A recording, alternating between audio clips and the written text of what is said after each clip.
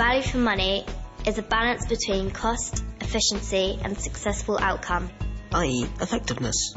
i.e. cost effectiveness. There's so much money spent on technology these days. How do we know that it's good value for money? Anybody remember the special way to remember the names of the planets? We use technology in the classroom to enhance and engage pupils' learning. We don't just use it in isolation, but we often blend the traditional teaching styles with the new technology. When we're doing particularly practical work, technology is a fantastic tool because it allows the children to work independently within the lesson, while you can then actually work on one-on-one with other pupils that need that support and help. Further away you get from the sun. Remember yesterday when we did the experiment? The impact it has had on the youngsters' engagement and enjoyment of the lessons, it's been worth every single penny of it.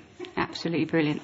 Now you've done that, you can actually keep that piece of work by sending it to the printer. We'd never envisage a place where teachers don't teach students and where we don't use traditional methods such as textbooks and exercise books. We see technology as complementary to that learning and actually helping to drive forward the learning. What I do is I've got a video camera that I'm able to record any assessments that the students are doing. I have 10 students in the salon and I can get distracted, so I might miss something that the students are doing. So I can then use the camera to show the students where they've gone wrong and then be able to use it as a means of assessment. Yeah. Okay. I might say something like, hola, buenos días. We don't have a Spanish teacher here, but we are able to offer lessons in Spanish via a video link with a teacher in Wales. Hola, buenos días, me llamo Callum. It's really helpful to us because it allows other staff to spend time with other individual students. So technology is a really good use of our time and resources. Mineral sin gas. I mean, we've got a student who's currently in hospital long term. We don't know how long she's going to be in for, but she's able to maintain the link with us and continue her work and studies using our learning platform. And for her, really, that's what keeps her going. The use of technology raises standards, without question. It frees up time, it frees up opportunities for not only the young person who's able to do their work anywhere, anytime, but also from the staff's point of view, who can pick up work whenever they want to. It breaks down the barrier of the classroom and just engages both student and staff in a really productive way.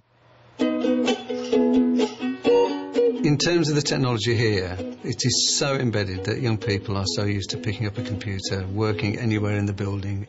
Equally, they feel the same about the way they work at home. Pick up the computer all sorts of times of days. We can track what they do. We know when they log on. And we've even had some young people log on Christmas Day, which is pretty astonishing. We have found it to be so effective in terms of motivating young people. I guess the most sort of recent example was when we had to close the school for 2 days because of snow a few weeks ago.